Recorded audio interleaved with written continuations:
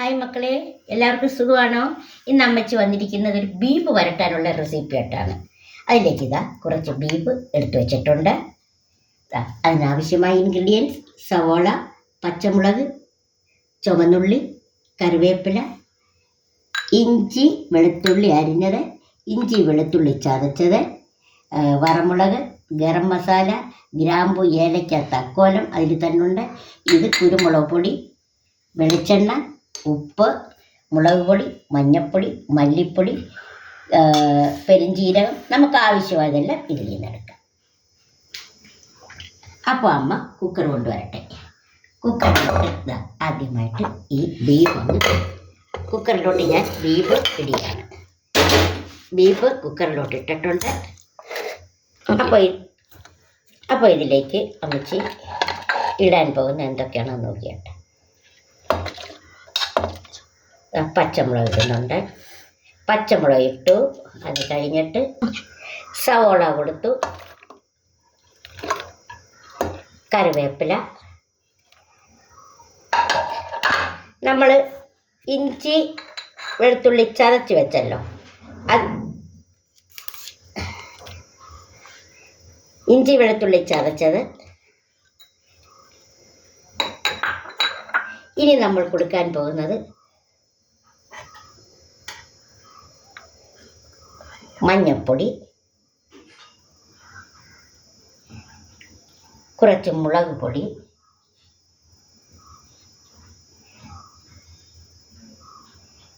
ഇനി നമ്മൾ കൊടുക്കുന്നത് കുറച്ച് മല്ലിപ്പൊടി,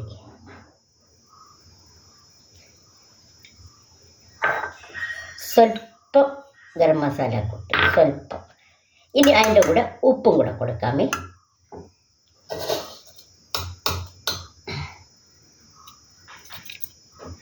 ഉപ്പ് എല്ലാം കൂടെ ഇളക്കട്ടെ. ഞാൻ മിക്സ് ചെയ്തിട്ട് കാണിക്കാം. അപ്പോൾ നമ്മൾ ഇതെല്ലാം മിക്സ് ചെയ്ത് വെച്ചിട്ടുണ്ട്. ഇനി ഇറച്ചിയുടെ വേവ് പോലിരിക്കും, ഓരോ കുക്കറിൻ്റെ അനുസരിച്ചിരിക്കും. എന്തായാലും നമുക്ക് ഒരു 8 വിസിൽ വെക്കാം. അപ്പോൾ ഞാൻ ഗ്യാസ് കത്തിച്ച് അടപ്പത്ത് വയ്ക്കട്ടെ. എന്നിട്ട് നിങ്ങളെ വിസിൽ വന്നതിന് ശേഷം കാണിക്കാം. അപ്പോൾ നമ്മൾ ഒരു 8 വിസിൽ കൊടുത്തു. അതിൻ്റെ ചാറൊക്കെ ഇറങ്ങിയല്ലോ അമ്മേ. ചാറുണ്ട്. ഇനി നമ്മൾ ഈ ചാറുണ്ടല്ലോ തുറന്ന് വെച്ചൊന്ന് വറ്റിക്കണം. കണ്ടല്ലോ, ചാറുണ്ട്. ഇനി ഇത് തുറന്ന് വെച്ചൊന്ന് വറ്റിക്കാൻ പോവുകയാണ്. അപ്പോൾ നമ്മൾ ഇതൊന്ന് വെള്ളം വറ്റുകയുള്ളൂ. ഇത് തുറന്ന് വെച്ചൊന്ന് വേവിക്കുന്നു. ആ വെള്ളം അതിൽ പറ്റണം. ഇത് ആ ബീഫിൽ നിന്ന് ഇറങ്ങിയ വെള്ളമാണ്, നമ്മൾ ഒഴിച്ചതല്ല. അപ്പോൾ ആ വെള്ളം പറ്റണം. പറ്റിയാലേ നമുക്ക് വരട്ടാൻ പറ്റും.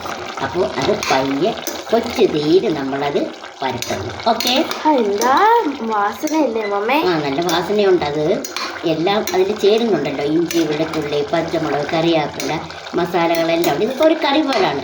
അപ്പോൾ ഇതിനെ ഇനി ഇത് വറ്റിയെടുക്കണം. ഇപ്പോൾ വറ്റി കഴിയുമ്പോഴാണ് നമ്മൾ അടുത്ത പരിപാടിയിലോട്ട് കിടക്കുന്നത്.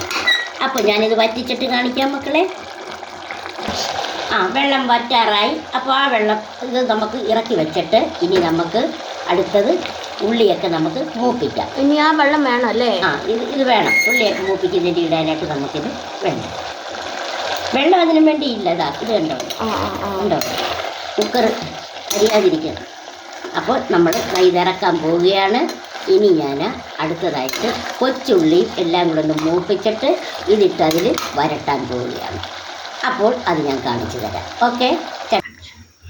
നമ്മളത് അത് വരട്ടാനുള്ള ചട്ടി അടപ്പത്ത് വെച്ച് ചട്ടി ചൂടാകുമ്പോൾ ഞാൻ എണ്ണ ഒഴിക്കാം.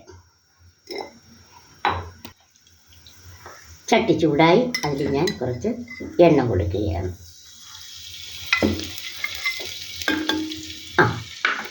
എണ്ണയാണ് ചൂടാകട്ടെ.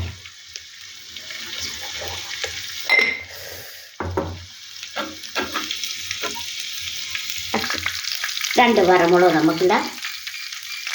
അതിൻ്റെ കൂടെ നമുക്ക് കൊച്ചുള്ളി ഇട്ട് കൊടുക്കാമേ.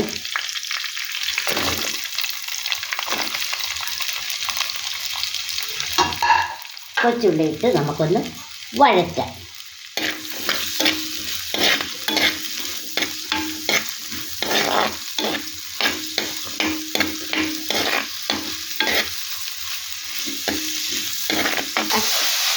ചുമന്നുള്ളി ഏകദേശം വഴകാറായി. അതിലേക്ക് നമുക്ക് ആ ഇഞ്ചി വെളുത്തുള്ളിയും കൂടെ ഇട്ട് കൊടുക്കാം. ഇതിൻ്റെ കൂടെ ഈ സമയത്ത് വേണമെങ്കിൽ തേങ്ങാക്കൊത്തിടുന്നവരുണ്ട്. നമുക്ക് തേങ്ങാക്കൊത്ത് വേണ്ടാത്തത് കൊണ്ടാണ് തേങ്ങാക്കൊത്ത് ഇടുന്നത്.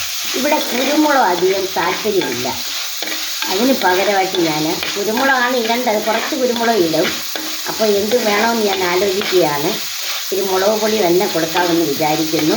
കുറച്ച് കുരുമുളക് അലർജി ആയതുകൊണ്ടാണ് കൂടുതലും കുരുമുളകിലാണ് ഇത് ചെയ്യേണ്ടത്. പക്ഷേ ഇവിടെ ഇത് ചെയ്ത് കഴിഞ്ഞാൽ കഴിക്കാൻ പറ്റത്തില്ല ആർക്കും, കുരുമുളക് അലർജി ആയതുകൊണ്ട്. അപ്പോൾ ഇതിലേക്ക് നമ്മൾ സ്വല്പം മറ്റ് പൊടികളും കൂടെ നമ്മൾ കാണിച്ച തന്നെ പൊടികളും കൂടെ ഇട്ട് കൊടുക്കാം. വേറെ ഇച്ചിരി മല്ലിപ്പൊടി, ഇച്ചിരി മുളക് പൊടി, ഗരം മസാലയും എല്ലാം ഇട്ട് കൊടുക്കാനായിട്ട് പോവുകയാണ്.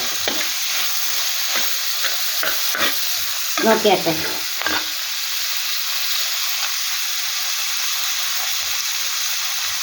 ആ ഗ്രാമ്പു ഏലക്കായിട്ട് ആ എണ്ണയിലോട്ട് ഞാൻ കൊടുത്തിട്ടുണ്ട്. കണ്ടോ? എല്ലാവരും ഒന്ന് ശരിയാകട്ടെ. നോക്കിയാട്ടെ. സ്വല്പം പെരുംജീരകവും കൂടെ കൊടുക്കാം. അതും ആ എണ്ണയിലൊന്ന് മുരിയട്ടെ. കഴിക്കുമ്പോൾ ഒരു രസമാണല്ലോ. വല്ലപ്പോഴും ഒരു പെരുംജീരകവും കൂടി ഇറച്ചിയുടെ കൂടെ ചവയ്ക്കുന്നതൊരു ടേസ്റ്റാണ്. അപ്പോൾ നമുക്കിതിലേക്ക് സ്വല്പം മഞ്ഞൾപ്പൊടി,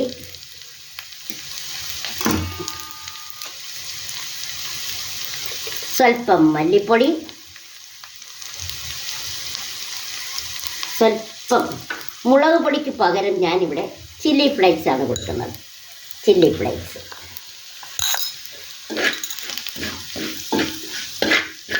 അപ്പോൾ അതൊന്ന് വരളട്ടെ. ഇതിൻ്റെ കൂടെ നമുക്ക് ആ ഗരം മസാല കൂട്ടുകൂടെ കൊടുക്കാം. എല്ലാം കൂടെ ഒന്ന് മൂക്കട്ടെ.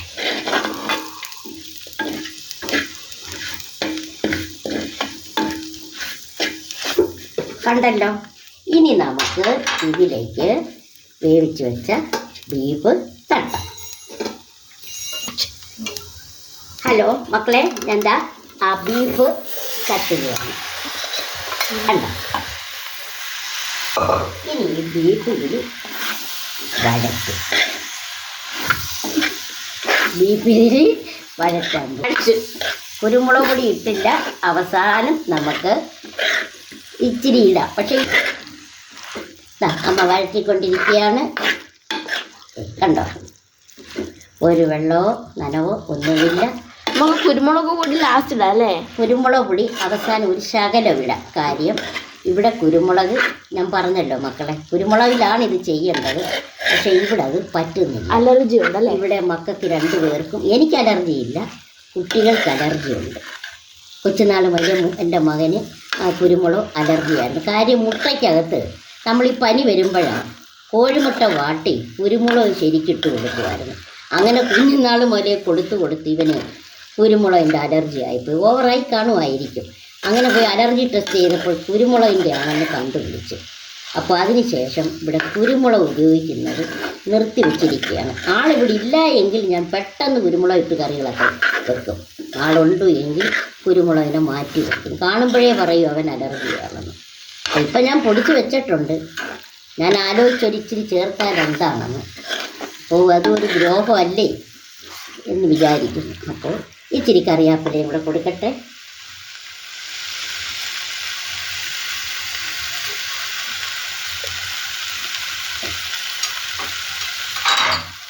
കറിവേപ്പിലയാണ് വരട്ടുന്നതിന് ജീവൻ. അപ്പോൾ അതിൻ്റെ മണവും നോക്കിയാട്ടെ, നല്ല വാസനയുണ്ട്. നോക്കിയാട്ടെ. ഇതും കൂട്ടി കപ്പയോ ചപ്പാത്തിയോ ചോറോ എന്ത് വേണമെങ്കിലും കഴിക്കാം. സൂപ്പർ ടേസ്റ്റാണ്.